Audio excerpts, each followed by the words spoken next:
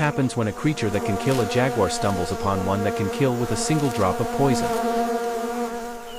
In the ancient theater of the wild, nature stages battles of mythic proportion. We imagine clashes of apex predators, but deep in the heart of the Americas, a far stranger duel exists. Here, an armored juggernaut shuffles through the savannah, a portrait of immense, quiet power.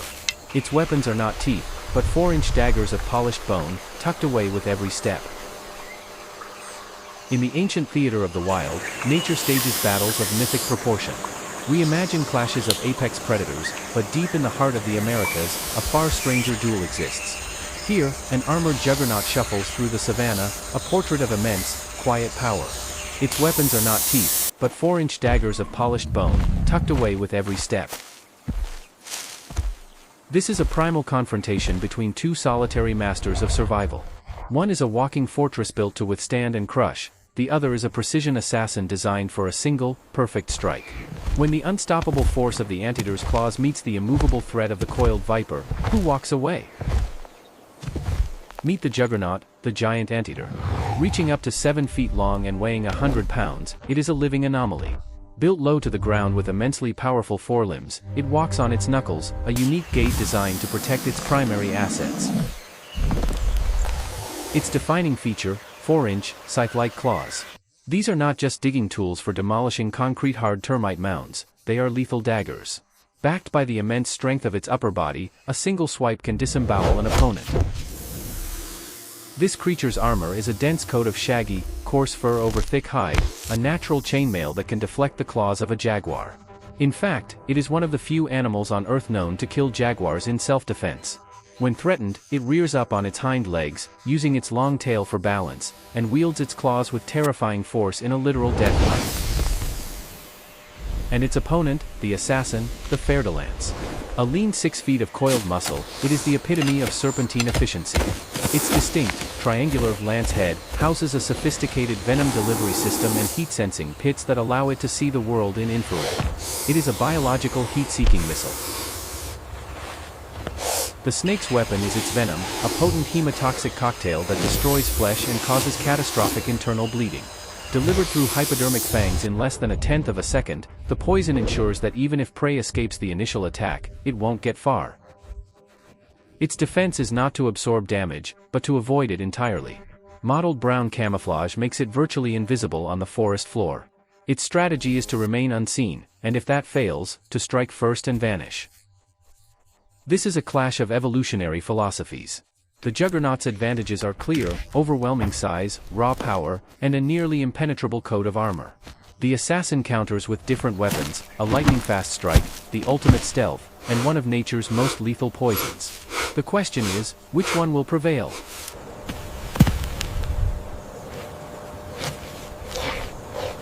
The giant anteater's world is the Brazilian Cerrado, a vast, open arena where life is a constant search for food. Survival means conquering the baked earth fortresses of termites, but this exposure also leaves it vulnerable.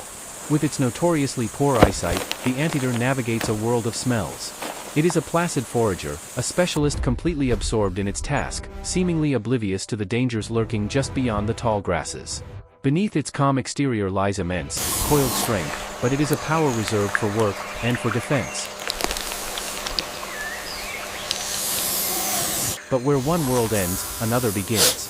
At the edge of the savannah lies the dark, humid undergrowth of the Amazon, the domain of the assassin. Here, in the gloom, the fer-de-lance waits. Its routine is one of absolute patience, a motionless sculpture of coiled energy.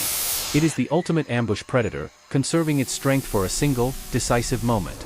Its unblinking eyes show no emotion, only the cold, reptilian focus of a living weapon, scanning a landscape not of light and shadow, but of heat signatures. These two solitary hunters, operating on pure instinct, live in different culinary worlds and have no reason to compete. Yet their territories overlap.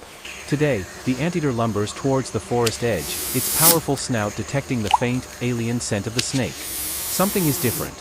Miles away, yet connected through the earth, the snake feels it too, the low-frequency tremors of a 100-pound animal, signaling a massive, unknown threat approaching. They are now aware of each other's presence, even without a visual. They are on a collision course, drawn together by nothing more than tragic coincidence. The battleground is this patch of dappled sunlight where savanna meets forest. This is not a battle for territory, or a fight over a kill. It will be a battle for something more fundamental, personal space, and survival itself. Oblivious, the anteater's head remains down, following a scent trail that leads it directly into the kill zone. The snake, a living landmine, feels the approaching tremors become an earthquake. Its body tenses, a coiled spring ready to launch. The heavyweight is about to step on the tripwire. For the anteater, it's an accidental misstep. For the snake, it is a mortal threat that demands a preemptive strike. To understand the fighter, one must understand their profession. The giant anteater is not a warrior by trade. It is a specialized demolitions expert. Every day, it uses its immense strength and formidable claws to tear into termite mounds as hard as concrete. Life has trained it to tear through the toughest materials. Flesh and bone offer far less resistance. This demolition expert has weaponized its work tools for defense, and its strategy is one of overwhelming response. But its true secret weapon is not just strength. It's a hardwired defensive protocol, triggered in moments of extreme danger. When a line is crossed, it transforms from a placid forager into a raging brawler. It rises onto its hind legs, using its long tail for balance, becoming a 7-foot-tall bipedal titan. With its massive forelimbs now free, its 4-inch claws become poised weapons. This is an invitation to a fatal embrace, a maneuver designed to end any fight, decisively. Its opponent's profession is starkly different. It is not a brawler. It is a professional assassin. Lying motionless, it is a seamless part of the forest floor, a master of patience waiting for the world to come to it. Its strategy is one of energy conservation and calculated violence. It relies on stealth, patience, and a single, explosive burst of action. It doesn't fight, it executes. Its secret weapon is a multifaceted system of assassination. In the dark, its heat-sensing pits paint a thermal image of its prey. A blur of unspringing muscle, a mouth that opens 180 degrees, and fangs that swing down like switchblades deliver a potent, flesh-destroying venom. The strike is over in an instant. The assassin then retreats, letting its poison do the work. This is not a battle of intellect or complex strategy. It is a confrontation of ancient, hardwired instinct. The methodical forager versus the patient sensor. Millions of years of programming are about to meet in a violent, split-second decision. There will be no thought, only reaction. And the showdown is now inevitable. The final warnings are given. A low, guttural hiss from the anteater. The furious buzz of the snake's vibrating tail against dry leaves. The air becomes still, thick with imminent violence. For the fer-de-lance, the immense heat signature of the approaching giant is the final trigger. The assassin explodes forward. In a fraction of a second, its fangs puncture the anteater's leg, sinking deep through the tough hide to deliver their lethal payload. The mission is a success. The clock has started for the anteater. But in that instant, the snake has made a fatal error. It is now within range. Pained and disoriented, the anteater's ancient defensive programming ignites. It rears up, a 7-foot-tall tower of fury. The snake, momentarily exposed after its strike, now faces an opponent that has doubled in size. It has been drawn into a close-quarters brawl it cannot win. Before the snake can recoil, the anteater lunges, swinging its massive arms in an explosion of overwhelming force. A devastating swipe connects.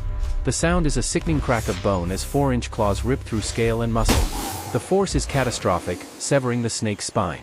The assassin is vanquished almost instantly. The physical confrontation is decisively over. The anteater stands panting over its fallen foe. Its raw power was simply too much. The fer-de-lance is built to kill prey that runs away to die. It has no defense against an adversary that can absorb a hit and retaliate with such instantaneous, overwhelming force. The victor turns and lumbers away, seemingly unscathed. But on its leg, 2 small puncture marks are a stark reminder of the snake's parting gift. The potent, invisible poison is now beginning its deadly work. The anteater has won the battle, but it may have already lost the war. It will wander off into the savannah, only to succumb hours or days later. In the deep forest, victory and death are often intertwined. Every encounter leaves a mark. It is a stark reminder that in the kingdom of survival, even the most powerful juggernaut can be brought down by a single, perfectly placed drop of poison.